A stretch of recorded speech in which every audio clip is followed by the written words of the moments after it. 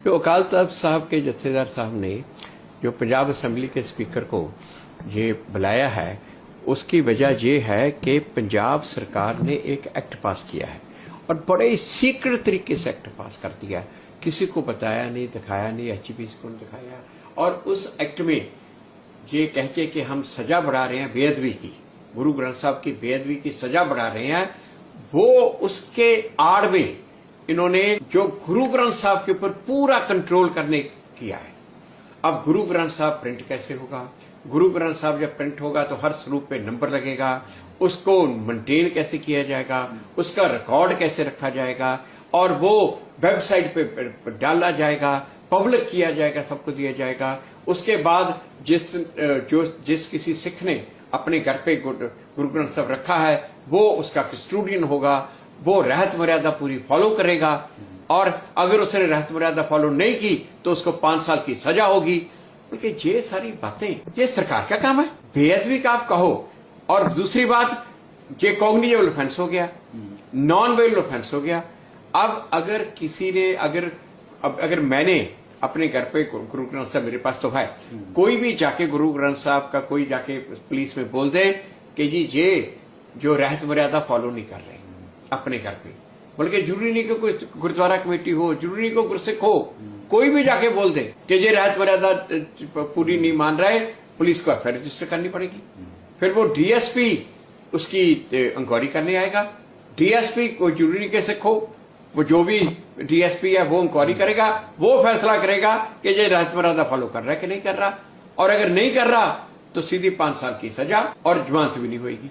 बल्कि ये जो इतना डेंजरस काम इतिहास में आज तक सरकार ने कभी कंट्रोल नहीं किया, आज तक कभी कंट्रोल नहीं किया।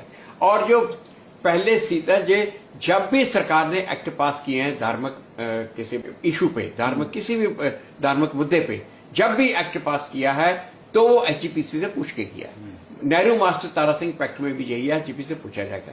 और इन्होंने क्या किया, 13 अप्रैल को ये सेशन बुलाया, 11 अप्रैल को कैबिनेट की मीटिंग होके पहली बार 11 अप्रैल को ये ड्राफ्ट इन्होंने ये फाइनलाइज किया कि एक्ट क्या होगा।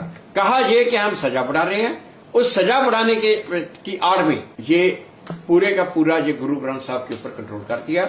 और 11 अप्रैल को भी जो ड्राफ्ट था वो ना मीडिया को दिया, ना एचपीसी को दिया, एमएलए को नहीं दिया। 12 अप्रैल रात को जाके एमएलए को भेजा। एमएलए तो कि देखा नहीं, जिन्होंने देखा उनको पूरी समझ नहीं आई और 13 अप्रैल को इसको पास कर दिया। उसके बाद ये जाके पता चला, जब अकाल तख्त साहब के पास पहुंचा, अकाल तख्त साहब ने देखा या कि लोग संगतों ने बताया अकाल तख्त साहब को कि ये क्या हो गया। उन्होंने फिर एक मीटिंग बुलाई सिख जत्थेबंदियों की, तो उन्होंने फिर कहा कि ये गलत हुआ है, तो उन्होंने वो स्पीकर को वहां पे बुलाया है। और दूसरी बात, जो पंजाब सरकार का ये कहना है कि हमने संत समाज के लोगों को बुला के उनसे डिस्कस किया, मगर ये इसका ड्राफ्ट है, ये बिल तो तैयार ही 11 अप्रैल को हुआ, तो ये संत समाज के साथ कहां डिस्कस उन्होंने कर लिया। और संत समाज का एक भी कोई संत कह दे कि उनको ये मालूम था कि ये कस्टोडियन कैसे होगा, गुरु ग्रंथ साहब पे सरकार का कंट्रोल कैसे होगा, तो किसी को नहीं पता ये बात। और इतने सीक्रेट तरीके से किया, ये बहुत गलत बात है और ये इसको कोई भी टॉलरेट नहीं करेगा और इसका सभी विरोध कर रहे हैं। और जिस तरीके से इतनी सीक्रेट तरीके से एक सजा बनाने के आड़ में जो इन्होंने किया, ये एक्चुअली इसमें पीछे बात यह है कि एचपीसी के बहुत खिलाफ है शुरू से। एचपीसी को खत्म करना चाहते हैं। ये भी कहते हैं कि जिन्होंने जो अमरतारी सिख हैं, जिन्होंने कृपान पहनी हुई है, ये कुछ ज्यादा सिख हैं, हम भी तो बड़े सिख हैं। ये तो अपने शुरू से इनका यही असला है और ये उसी तरफ ये कदम है कि ये एचपीसी को खत्म करना चाहते हैं और ये बहुत गलत बात है। और इसका